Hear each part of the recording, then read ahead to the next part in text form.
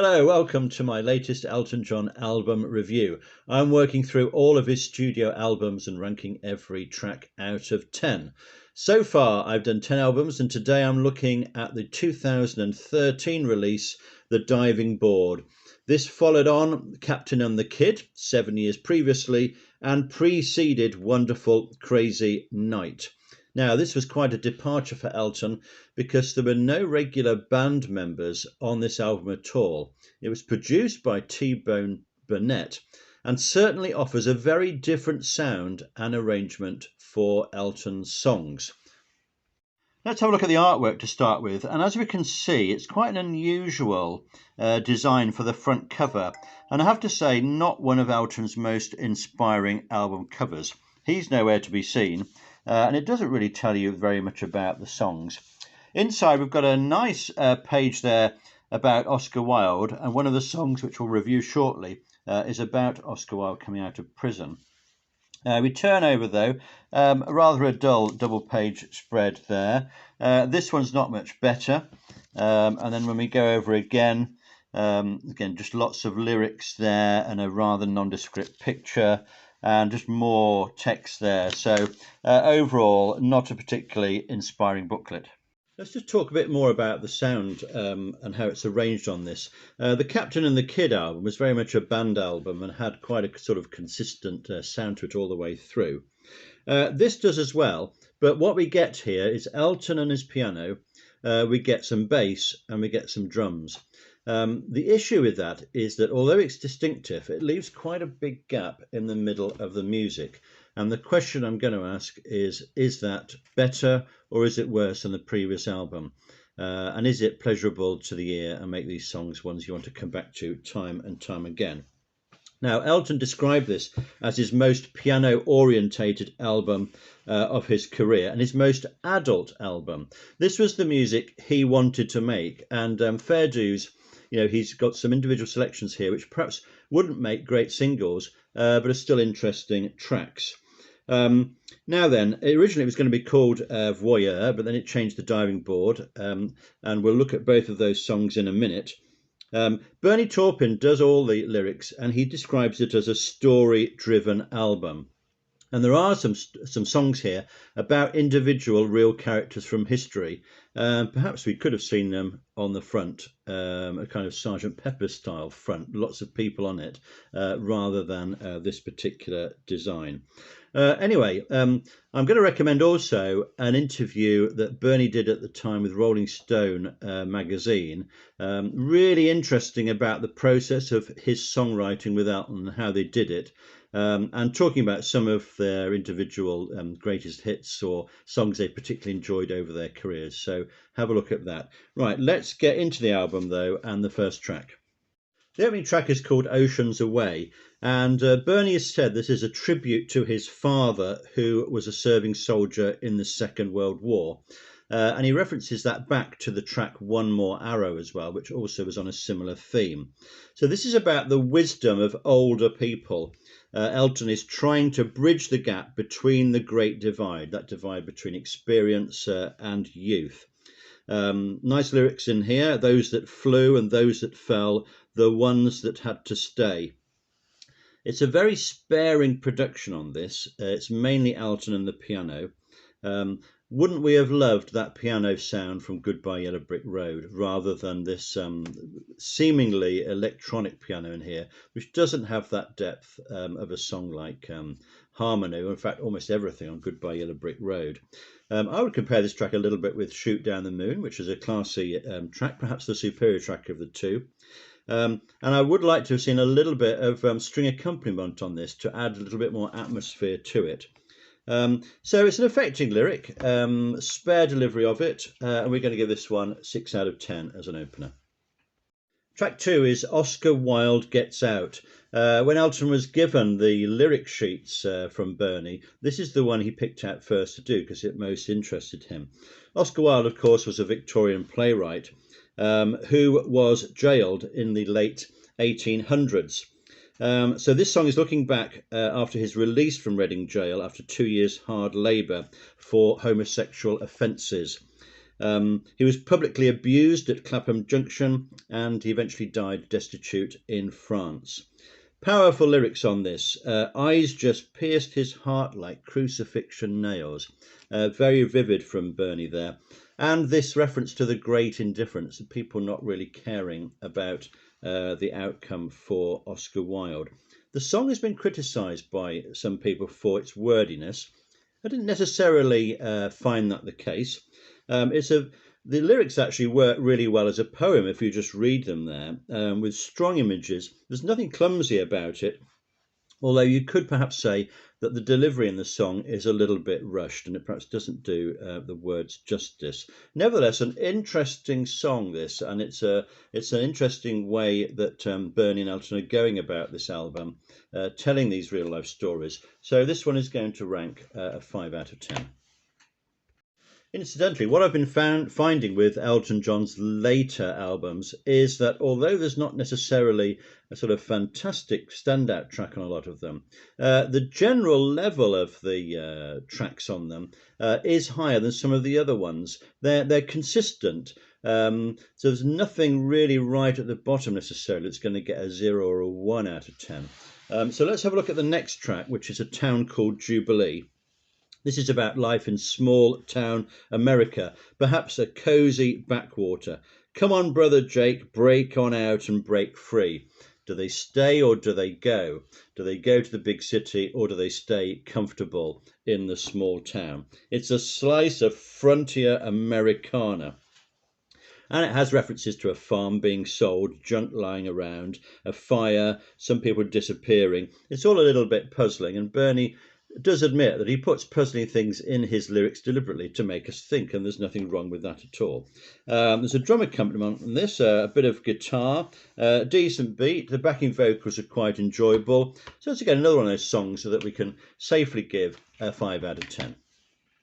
4 is another one of those real life stories. This one's about blind Tom, a slave who could play anything, even though he was treated like an animal. Music was his salvation, so much so that even though he was born a slave in 1848, he ended up playing at the White House, and Mark Twain was an enthusiastic supporter of him.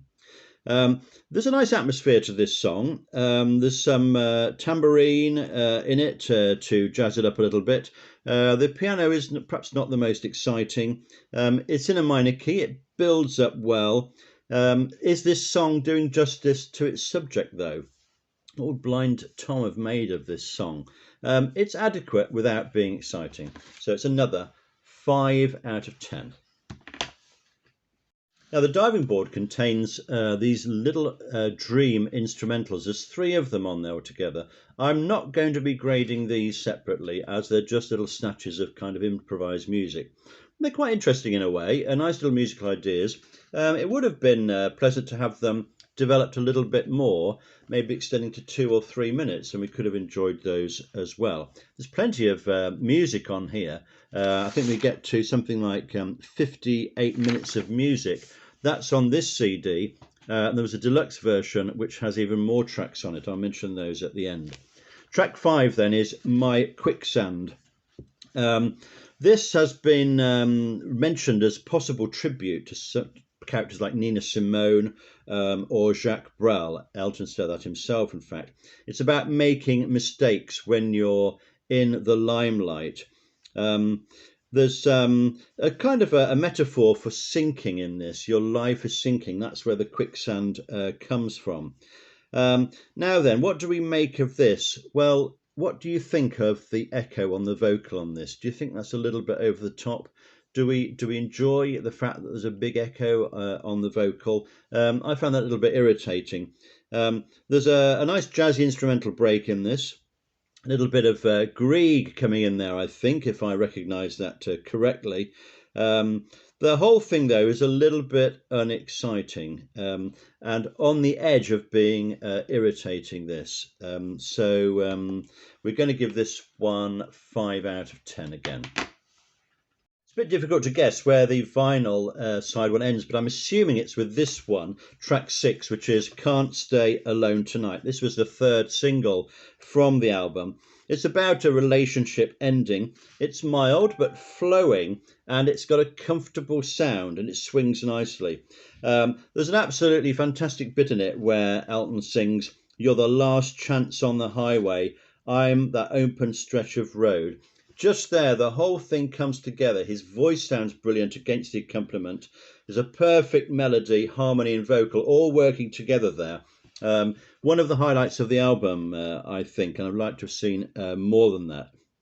So there's a good swing to it, piano and percussion working together, although it's a little bit thin. The whole mix is a little bit thin for me. The bridge doesn't really work. It doesn't really fit for me with the rest of the song. However, it's a model pop song. It's easy to listen to. You could say it's a pop song by numbers, but hey, we like that, don't we? Because Elton's really good at that. So this one, to close that side, gets 7 out of 10.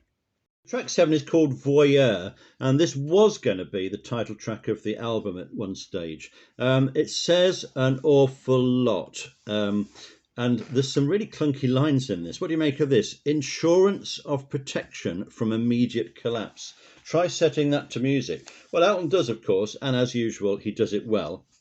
But there are some difficult words in this, and even though the refrain changes each time, it's still quite a challenge to sing. The piano solo is quite dreamy, almost psychedelic in a way, and there's some good work from tambourine and drum on this. Overall, it's not one that sticks in the memory, though, so I'm glad in a way they didn't go for this as the title track. But as an opener, it's okay, and we're going to give it 5 out of 10. Now, there's an interesting little video that Elton did to promote this, and it's a series of live performances of 3 of the songs live from Capitol Recording Studios. He does New Fever Waltz, Mexican Vacation, and the next song, which is Home Again. This is track number 8. Which was the first single from the album. It's rather confusing, this, as a melody and harmony, because it keeps switching from minor key to major key, then back to minor, which is a little bit unsettling. The song is about the need to go home, our desire always, no matter how far we've travelled, to go home and reunite with our memories. Even though the singer is glad that they had the experience anyway. And it mentions being a nightclub singer in the south of Spain. I don't know whether Elton ever was that. Possibly not. So it's okay. I think it's okay, and it's 6 out of 10. I really like track number 9, which is Take This Dirty Water. There's a hand clapping beat. It's another one of those comfortable songs. It's got kind of a gospel feel to this one. It's a big clunky metaphor about water, about wanting to be purified. It doesn't really seem to mean very much. But it's a good sing-along. It's got one of those lovely refrains where we're walking down the chords with Elton. We know where we're going, but we're enjoying getting there. And he does that so well. And this, again, is another one of those very easy on the ear. Perhaps the musical mix is a little bit thin again. T-Bone Burnett really ramps up the bass on this album to the cost, I think, of what else is going on in the mix. So you might need to do some adjustments with your hi-fi if you don't just want to hear the vocal and the bass and nothing in between. But decent track, this one, and it deserves a 7 out of 10. Well, then we get the second of Elton's improvisations on piano, Dream number 2, and this leads into track 10, the New Fever Waltz, which indeed is a waltz in 3/4 time. Elton has called this his favourite song on the album. It's about World War I and the ravages of trench warfare, so it's making quite a strong statement. There's some enjoyable cello in on the mix there. Some of the lyrics are a little bit confusing. They do pose questions which we perhaps have to answer ourselves. There's a musical trope in here which Elton is using quite a lot. He uses it on Dancers Descend On Through. Just listen to what the chords are doing in there. That comes up quite a lot, and question, do you think that's overused? I'll leave that up to you to think about that. I wouldn't say it's the best track on the album, but I would give it 6 out of 10. Now we come to track 11, which I do think is the best track on the album. Mexican Vacation brackets Kids in the Candlelight. This was the second single. It's about the optimism of youth. It's about music. It's about drug lords. It's about young people having new hope and getting away from these negative influences. It's a kind of boogie-woogie feel to it. It's a bit more like some of the music on Wonderful Crazy Night in a way, and kind of doesn't fit with the rest of the songs on this album. Some great choral backing vocals, some tight lyrics. For instance, see the kids in the candlelight, spirits on the mend. It's full of optimism. The live performance I was referring to on the video is really worth seeing. That really is memorable and enjoyable, lots of energy about it. So this one we're going to give 7 out of 10. Almost got an 8, but we're going to give it 7. Now, just a word about Dream 3, which is the instrumental bit that comes before the diving board. This is the best of those instrumentals on the album, I think, and could have been developed into something much more interesting. It's got kind of a private investigations, Dire Straits sort of feel to it. I don't know, I'd like to have heard another 2 or 3 minutes of that and a place of its own. This could almost have been a double album, couldn't it? Anyway, we now come to track 12, the diving board, the title track, but unfortunately the weakest song on the album. There is so much echo on the vocals on this. It's just almost ridiculous. I mean, why was that necessary? I don't think Elton's voice needed that. This song is about performing, taking risks. And there's kind of a jazzy swing feel. It talks about being up there on the diving board, although that same musical trope is coming in there that was used on the New Fever Waltz as well. Although there's some decent brass on this, it's not a track that we're necessarily going to come back to, I don't think, and it's a shame. A bit of an odd choice for the title track, I would have thought, on this. And we're going to give this one a 3 out of 10. Now that's the end of the official CD. What we found there, on the first side we got 33 marks, on the second side we've got 35 marks. Those are perfectly decent marks, by the way, and stack up quite well with a lot of the reviews I've already done. But now we're going to come to 3 more tracks which can be found either on the deluxe album or on the US deluxe album. Some of the albums also have some of the live tracks, so that's great to have that. Unfortunately, if you've got this version of mine, you don't get any of that, and you have to find them on YouTube or Spotify. Now, number 13 is Candlelit Bedroom. This is a slow swinger with wordy, repetitive verses. This sounds like a B-side, got to say. There's a bit of country guitar in there, and it's about optimism, about finding a special person and learning from the past. The lyrics are delivered a little bit unevenly, especially Believe is not perhaps quite comfortable on the ear. So as a B-side, we're going to give that one 3 out of 10. Now, the next one is a real deep cut, this one, Gauguin Goes Hollywood. You'll find this on the US deluxe version. A massive echo on the vocal on this one. A really pleasant verse, actually, but then real disappointment because there's a huge key change on the refrain, meaning this would be almost impossible for anybody else to sing or follow. And do I sense in there somewhere some pretend brass instruments put on by synthesizer? I don't know, could be wrong, but there's something in the background there which grated. It seems to be about a deranged man who's paranoid. He was successful, but things have gone wrong. So this is not good. Collector's item, of course. We'll give it 2 out of 10. Final track, if you've got this version, is Fifth Avenue. Now, things do pick up a little bit with this one. It's a ballad, again, a big echo on the vocal, which may not be to your taste.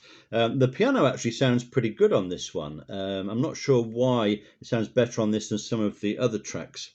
Someone is down on their luck. It's winter. They're walking down Fifth Avenue, which presumably is in New York. I don't know, I've never been. It's got a very engaging verse. We then get into the refrain, which is mainly just 2 notes. Elton singing just 2 notes, but that works quite effectively, almost really good. But then at the end of the refrain, it just loses it a little bit. It just loses focus, and it becomes something you can't whistle and sing rather than something you could whistle or sing. Not that you have to do that with every track, but those little hooks do stay with you. I would certainly urge you to listen to this one, and if you're a serious Elton John fan, as I am, and I'm sure you are, it's definitely worth hearing this and seeing what you think. I'd be interested in your comments. I gave it 5 out of 10. So overall, I would say there's some pretty interesting material on this disc, and I'd certainly urge you to listen to it. It's fairly consistent. There's nothing brilliant about any particular track, but also the general standard is pretty good, and there's lots of interesting stories being told by Bernie on this one. Let's see how it compares with the other albums I've reviewed so far. Well, right there at the top of the league still is Skyline Pigeon and Goodbye Yellow Brick Road. So looking down there, where's the first time that anything comes in from this album? Not until we get to the sevens do we see anything from this album. Mexican Vacation, I think, was the best track on there. Not a bad showing. Let's now look at the bottom of the league, and we've still got Tower of Babel, I Am Your Robot, and Heart in the Right Place, just with one. The diving board supplies a couple of tracks in the middle there. The diving board title track and Candlelit Bedroom both only got 3 out of 10. So now the big reveal. How did it do? Well, the diving board came out at 5.67 marks per track. So in my chart so far, that puts it in 5th place, narrowly ahead of Blue Moves and just behind The Captain and the Kid. Still on the top of the pile there is Goodbye Yellow Brick Road, Don't Shoot Me and Madman, which, as we know, are 3 great albums. At the bottom of the league is Jump Up. Interestingly, in that interview, Bernie Taupin says that he reckons that's the worst album that Elton has ever made. So our rankings seem to be reflecting that fairly accurately. So thanks for watching. Please subscribe to me if you'd like to find out more about my Elton John album reviews. What shall I review next? Well, perhaps you'd like to make a suggestion. Shall I stay with the modern era, or shall we go back to the 70s, or perhaps dip our toes into the 1980s? Anyway, I'll be back with another one soon. All the best to you. Thanks for watching. And don't forget, we're still standing.